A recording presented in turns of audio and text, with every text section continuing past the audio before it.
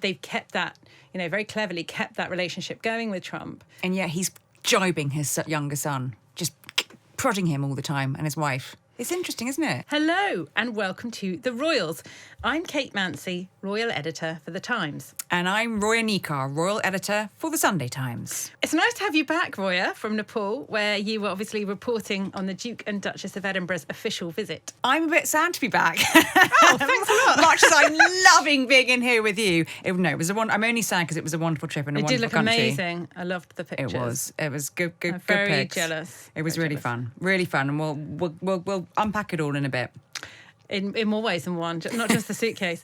Plus, we've also got to talk about Prince Harry and Meghan at the Invictus Games and a jibe likely aimed at Donald Trump. And there's also the King's secret trip to the opera and the not-so-secret trip to the football. Let's kick off. Roya, you're back from Nepal. What were your thoughts at the end of the trip? You interviewed Duke and Duchess of Edinburgh and you wrote about that for the Sunday Times. What was it like? It was just a fascinating trip. It was wonderful to be in Nepal, really interesting to see how they work. Great to chat to them at the end and get their reflections on what they think the royal visit is for. Really interesting to hear their take on their relationship. I really like that, the take on their married life. Yeah. And what was their secret, did they say? Because he's the only one of the late Queen's children who hasn't divorced. Humour and being best friends, which he was so quick to answer that when I was like, I'm like, you guys have got good bands. Like, what's the secret? And he just said, we're best friends. And she went, that's true. We are still best friends. And humour. And she kind of talked about how you need that more than ever when you're on an overseas tour and you've got no idea almost where you are, what's about to happen. And the world's press are looking at you. Yeah. And it was just very, as we talked about last week, it was very relaxed, quite informal. That didn't take away from the seriousness of some of the engagements they did. And I felt they covered a lot of ground and in terms of sort of her work, his work, and they really, they're a good sort of support for each other. It was fascinating. Great access. Great trip. Really enjoyed it. Do you think they're putting them out there a bit more now? Because this is the second trip where they've actually invited reporters on. Do you think there's a kind of conscious decision for them to be a bit more kind of high profile in this new, as we're always hearing, the slimmed down monarchy as it is? It feels like it. It did feel like it. Especially say, she went to Chad at the end of last year and reporters went on that. Yes, I think so. Not in a kind of, we want to really, really, bang the drum and come with us and not a big promotion for them in that. I didn't get the sense it's sort of that they want an enormous pack with them all the time, but I got the sense that they didn't mind having a little bit of interest shown in what they're trying to do. Well, I don't blame them, to be honest, because they do a lot of work and often it does go unreported, let's face it. There's always been a thing, hasn't there, with household telling people that with like the Princess Royal and Sophie and Edward, they'd rather just crack on and not have the press there. But maybe I think that's changing a bit. We've noticed with Anne, there's more access to her on engagements they now. invited Press Association to go with Anne, didn't they, to South Africa, and she gave them an interview, which I thought was really, quite illuminating about her recent head wounds and all that sort of stuff. But that's not, it does seem to be more access, which is why I ask, really. It's interesting. I think it feels like maybe it's changing. There's a little bit of a shift. There's more of the spotlight to be shared around, perhaps. Yeah, as there are less and less of them sort of, doing it, more and more on a few of them. Anyway, it was fascinating and really fun trip and wonderful to see how those two operate. Really interesting. Very interesting. Now, there's another much talked about event this week, and that's the Invictus Games. Yes, the Duke and Duchess of Sussex opened this year's games in Canada. These are the first winter games, of course. Prince Harry founded the Invictus Games in London in 2014, and this is the 7th competition for wounded military veterans. Yeah, it's been going for 10 years now, so it's pretty impressive.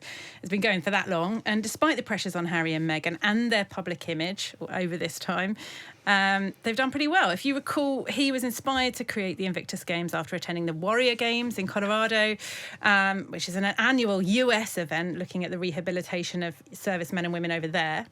So, what do you make of this Games? It's been very good pictures. It's been, I think, a real show of togetherness from the two of them, because there had been in the run-up some PDAs, public displays of affection. Lots of PDA in the run-up to the games. I mean, there has been so much There's been a fair amount of speculation about them not doing engagements together. A lot of separate solo appearances, which you and I have talked about, and this was a deliberate sort of PR strategy of them each focusing on their own issues. But it felt like Meghan going along for, the first few days of the competition, and the way in which, Meghan now on her new Instagram. I was going to say, my phone's pinging every 5 minutes with some new kind of Instagram story that she's put up on there. It's felt like a concerted show of togetherness, I think, don't you? Yeah, absolutely. Yeah, but lots of kind of kissy huggy moments, and there was that bit at the beginning, wasn't there, when he gave his sort of opening speech, and she said to them sort of in an off the cuff speech, well, he really cares about you, kind of you're his family, kind of open brackets, never mind that bunch back in the UK, close brackets, his real family, but you're his family. And that she said, at breakfast time or whatever, the kids will be wanting his attention, but he'll be looking at his phone because there'll be something else that's come up about Invictus. He really lives it, breathes it, and I just want you to know how much work he has gone into it from his point of view, which I don't doubt at all, because it is something that is really important to him. It also charts their relationship, because there was that one of the first official times we saw them together was her wearing the kind of husband-boyfriend shirt. Yes. As it was. Oh, everyone went into meltdown when she appeared. And a pair of jeans, hand in hand with Harry at an Invictus Games event. And so to me, it's those games. Their relationship has gone parallel with this. This is what he's about. This is what he does really well. But yeah, there've been the fun moments, haven't there? Yeah, but you're right. It's a kind of telling the world, this is what Harry's all about. P.S. We're still mad for each other. Because she was in one of those like donuts. P.S. That bit of the Vanity Fair article was true. She was in one of those donuts where she was they push her down this big kind of icy slope, and at the top she's saying, "Oh, I don't want to do it," which I wasn't buying that. I thought she was well up for it. I think she's quite brave, actually. I think she's quite fun-loving and up for those sorts of things. And then he films her kind of, as he's chuckling at the top of the hill as he sees her speeding away. The family element is interesting, and that terminology, because Harry's always made a point of saying that the Invictus community and the military community are his family. It's where he feels most at home. You see that when you see him doing engagements with the military, whether that's Invictus or doing things like with charities like Scotty's Little Soldiers. That's where he feels most at ease, and so I think you're always going to see the best of Harry on his own turf, which is with the military community, which is his family. Best. Yeah, absolutely. No, so it's been a good week, and Harry in good form. We haven't seen this time any kind of big GMA interviews or anything, have we? No. I did wonder if he'll do one of those big US with networks. the American broadcasters. Perhaps that's to come. But it hasn't. Maybe. They're playing it a bit more cool. The Instagram's a more informal approach. Well, the last one was the last one when he did the sort of promotional looking ahead to Canada. That's right. It was just 1 year out, wasn't it? It was just when he'd seen the King, when the King announced that he had cancer. That's and right. He'd done his 24-hour Zoom over to the UK, seen him for 45 minutes, Zoom back, and then spoke a little bit about that. So maybe he feels, I don't know, maybe he feels he wants to just concentrate on the personnel and good the military. PR advice. Yeah. Anyway, but something else that is getting talked about was Harry's opening speech at the Games, where he criticised weak moral character. Now, he didn't mention any names, Kate, but many people have interpreted this as a jibe at US President Donald Trump. Surely not. There's been a fascinating development in recent weeks, which has got people talking about Harry and the Donald. And it started with a campaign by a conservative US think tank that questioned whether Prince Harry had not disclosed allegedly taking drugs on his visa application when he moved to the US. Well, the reason they raised it in the first place was because Harry had brought up his drug use in his memoir, Spare, back in 2023. And he had, in the book, admitted to having recreationally used marijuana, cocaine, and psychedelic mushrooms. And I think he also, remember, he did that podcast, or that on-air interview with Gabor Mate, and said he'd used ayahuasca as well. And that's dabbling. And that's what had formed the basis of this lawsuit by the Heritage Foundation to try and make Harry's private US visa records public. Now, their previous attempt to make these records public was rejected, but they appealed. And there is one significant development in all this, of course, and that's that Donald Trump was elected president of the United States in the meantime. Yes. And Donald Trump has also been very vocal about his views on Harry. On a previous occasion, he said that he wouldn't protect him because, as Donald Trump said, he betrayed the Queen and that's unforgivable. He'd be on his own if it was down to me. But more recently, he said he wouldn't intervene in Harry's case, adding, I don't want to do that. I'll leave him alone. He's got enough problems with his wife. She's terrible. Crikey. What a bold statement from Donald Trump there, who presumably has bigger things to think about now he's trying to intervene in the Russia conflict against Ukraine. But what happens to the court case? A federal judge is considering next steps. It's a very slow-moving court case, been going on for a long time over whether to release documents that could spell legal trouble for Harry. And, you know, we all wonder when you hear about a secret document, what's inside? I think the fact that Donald Trump's gone on the record saying he's not going to get involved makes me think that court case might quietly just go away or go Harry's way. What's much more interesting, I think, is this long-running war of words between Donald Trump and Harry and Meghan. Because rewind, even before Donald Trump was first elected, first time round, Meghan, when she wasn't a member of the royal family, when she was an actress on Suits, she described him as misogynistic and divisive. Then, when he ran for office the first time round, Harry and Meghan had moved to America at this point. We're in 2020. And do you remember they sat on that bench in a nondescript garden and gave a sort of, not speech, but made comments, like did a piece to camera saying, this is the most important election of, you know, our lifetimes. It's really important you all get out and vote and reject misinformation and hate and all of that. And these comments were widely interpreted around the world, both sides of the pond, as being encouraging the electorate in America, which of course Harry is not a member of, because he doesn't vote out there, to get behind Joe Biden. And that was how it was interpreted by Donald Trump, who didn't take kindly at all to those comments. And Buckingham Palace here felt very uneasy about that, because they felt it was bordering on politics, it was intervening in an election, and it was breaking the deal they'd made with the Queen to always be respectful and, you know, respect her values. So then later, when Donald Trump was reminded of some of these comments, you know, over the years, he said about Meghan, oh, I didn't know she was nasty. Do you remember that? And then tried to backtrack and say he'd never said it, but it was on tape and on camera. So it's a long-running war of words. Well, and also Harry, when Donald Trump came over, Harry was seen like holding back when he was still a member of the royal family, still working member of the royal family. He was seen holding back, so he wasn't going to be in the. I was in the picture gallery. Pictures with any of them. He was trying not to be photographed with the banker. He was lurking, wasn't he? Yeah, right at the back, trying to kind of. He was there because he had to be. Meghan didn't come because she had a baby at home. Yeah, which is a pretty good excuse, to be fair. But whether she would wanted to have been there, I guess not. Even in this election as well, they had the kind of videos saying "get out and vote," even though it's slightly more subtle, I would say, this time round. But yeah, I mean, it's difficult that he said, but now he's sort of said, I'm not really interested in booting him out. I think the relationship with Trump, as we talked about, and the soft power element. So this isn't the hard power, this isn't kind of military power, but the soft power of how relationships work between countries is going to be increasingly important. You look at Trump's war of words with Canada, their closest neighbour and ally, and you look at what's going on with, now he's talking to Putin, he's talking to Zelensky about what's going on with the Ukraine conflict. And how Britain will be that sort of soft power with William and the King, both staying in touch with him. The King has written to him frequently. So when he had that assassination attempt, the King wrote him a personal letter, the details of which never been released.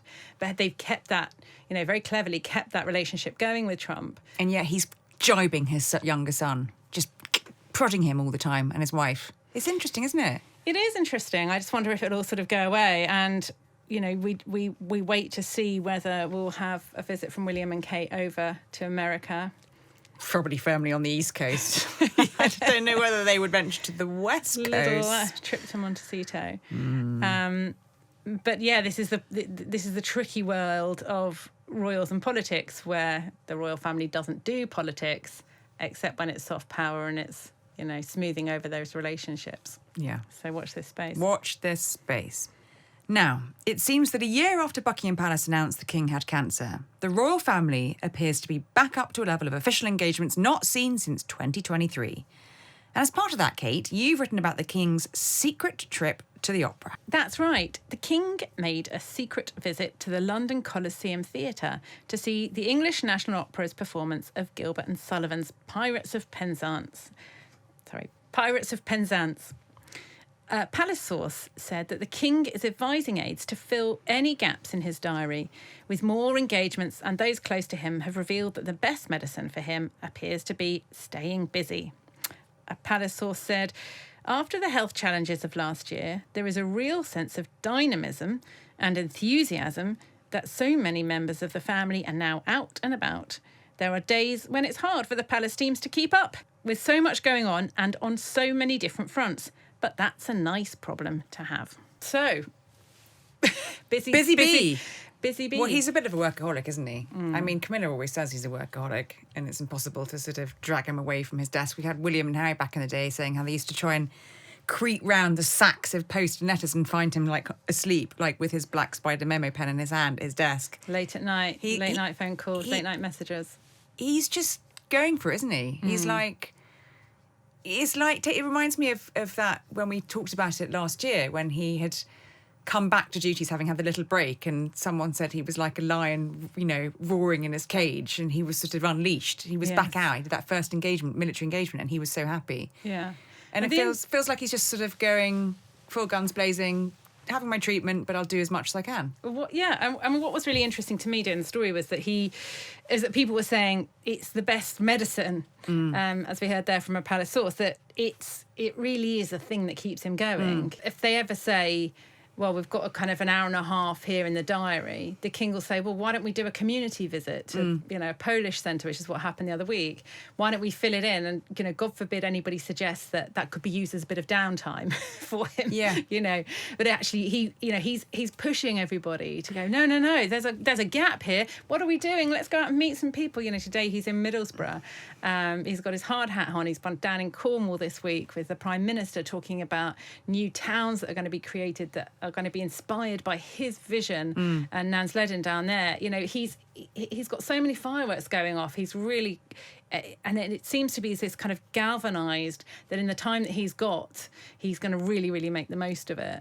It reminds me of the very interesting briefing we had at the end of the Australia and Samoa tour. Yes. Where we were talking to very senior Palace sources very close to him who said he takes a mind, body and soul approach to his illness and his work, in that his work is energising him. He understands the need to look after himself, but really it's the work that's helping in terms of him feeling as best as he can while he's still having treatment.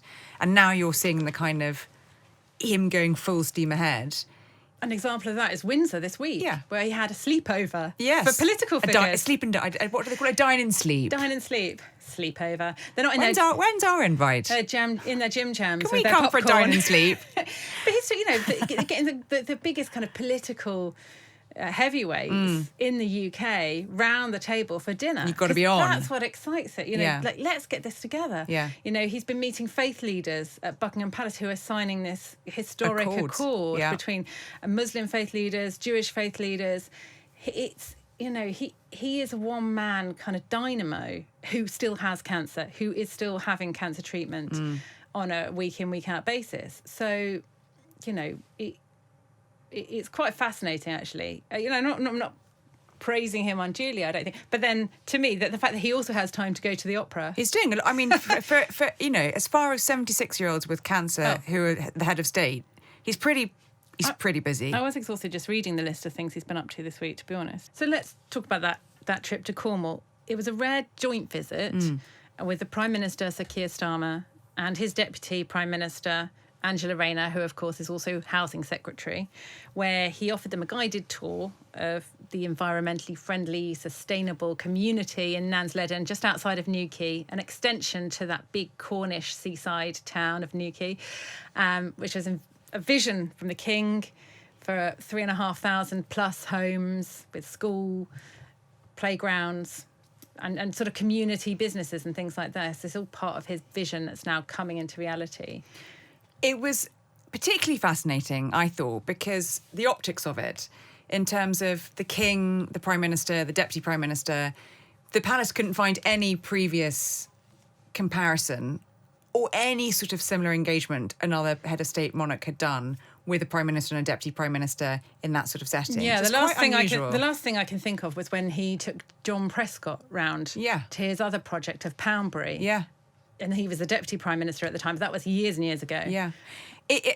Obviously fascinating in a week where the government announced its new housing policy and its vision for building more housing.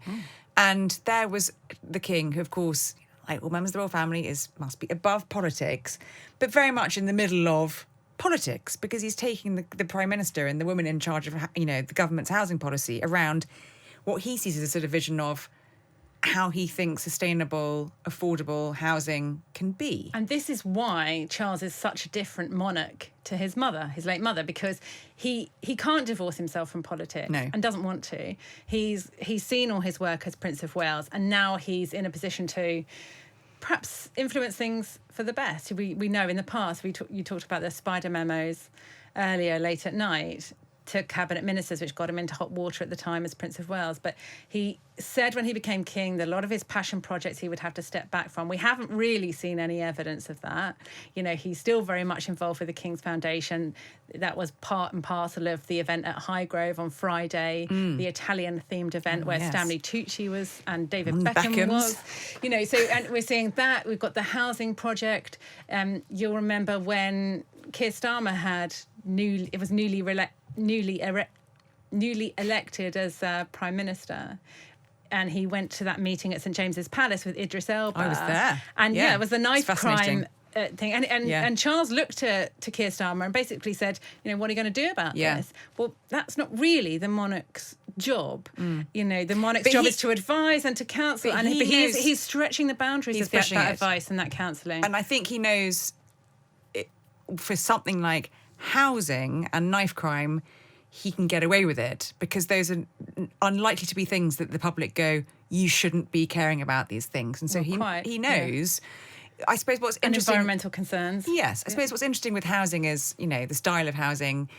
The King has always had very particular views on architecture, very, classical, traditional architecture. It's not to say, that there are innovations with sustainability. There are in terms of his projects. But he has a vision, and it hasn't always been very modern.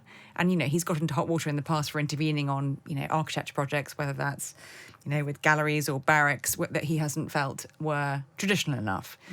But now I think he feels no one's, or less people will have a go at me for trying to just sort of knock heads together on things like knife crime and the need for more affordable housing. Yeah, what's interesting hard to argue with that. It's hard to argue that. What's interesting about Nansledden is obviously this is a project that now the current Duke of Cornwall, William, has taken over. And as we know, he's building social housing. Yeah, 24 new homes for people who are at risk of homelessness. Yeah. So there is this sort of feeling of, there's the King, this, I started it, but we know that William's sort of continuing in other interesting ways.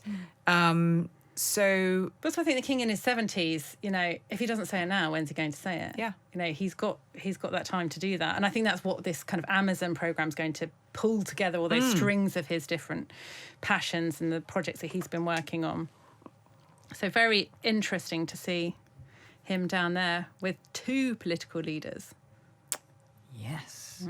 This week, the King has also been visiting the home of Tottenham Hotspur in North London, where he was informed he was bigger than Beyonce. That's a quote. That's a legit quote. Bigger than Beyonce. Bigger than Beyonce. Which was a reference to the singer's upcoming performances at the stadium. He was there to highlight the Premier League club's work supporting local community and local businesses.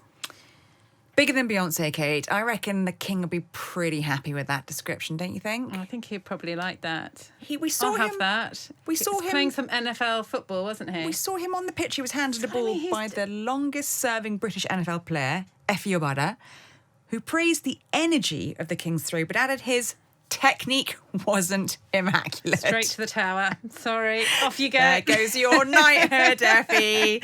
I'm surprised he didn't visit Aston Villa. Is he an Aston Villa fan too? I don't think he's a massive football fan, is he? I've got to try and remember this. Hang on. He did say he supported a football club once, and it was quite random. Anyway, I don't think he's a secret Spurs fan. I don't think Spurs got the royal warrant approval from him sort of pulling on a shirt and doing a chant. But it was nice to see him there, like banging the drum for the club's charitable work. And actually, a great mate of mine, I sent him one of the pictures of the king down there. He's a huge Spurs fan, and he was like, "What was he doing there?" I was like, "Well, he was highlighting the club's charitable work in the area." But there was a big sign when he came in, wasn't there? That said Tottenham Hotspur Club welcomes His Majesty King Charles III. So I sent it to my brother, who's a Spurs fan, and said they've got a new signing. Anyway, that was a good throw. It was technique not immaculate, technically, but maybe could have kept that thought to himself. But. Maybe. Anyway, good to see him at the stadium. Meanwhile, in other public engagements, the Prince of Wales was at the London Screen Academy, where he met the next generation of filmmakers in the country. And he was test driving some of the filming equipment. So this is a free sixth form college in London for people who don't want to do traditional A-levels. They want to get straight into the business of what it's like to work for the film and TV industry. Yeah. It was set up by these incredible co-founders, including Tim Bevan, who's behind Working Title, isn't he? Yeah, the Working Title production company, which is behind all the major movies like Bridget Jones's Diary, Mad About the Boy, which is at cinemas.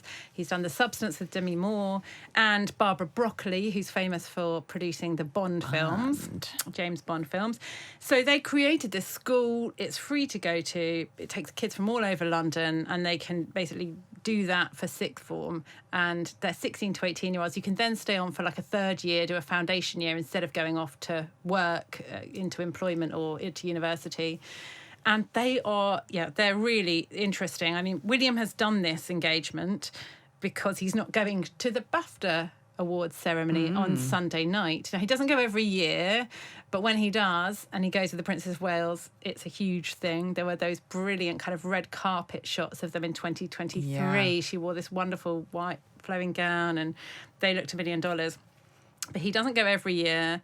It's a very long ceremony, and it's just before the half term, so maybe he's thought he'll spend the Sunday night with his kids instead. You saw him, yeah, but take to the camera. Yeah, he was pretty good. Is he a Spielberg? I wouldn't go that far, but there was an 18-year-old who was instructing him. She said, good panning. You know, she was quite impressed with him, how he worked and stuff. He looked around the costume department and he saw this kind of steampunk costume for this dystopian film they were all making, which is what he was filming. He was sort of filming one of the main characters, who's a journalist. So him filming a journalist might have quite appealed to Prince William to be on the other side of the camera for once. I'm sure there'd have been a heavy edit there with him filming journalists. There was a costume where there was a kind of like a chain going around someone's head, and it was quite full on, and the principal of the school sort of piped up and said, "Oh, is there something you might wear, sir?" And he went along with a joke and said, "Well, Saturday night out, maybe. You never know." So he was up for a laugh. That even banter sort of started even before it started. So people were cheering as he entered the school, and he turned around and said, "Shouldn't you be in class?" Which got a good laugh. So yeah, he was in his element. I would say he was really enjoying it and being sort of down with the kids. He pulled it off. I'd like to see a little film made by William.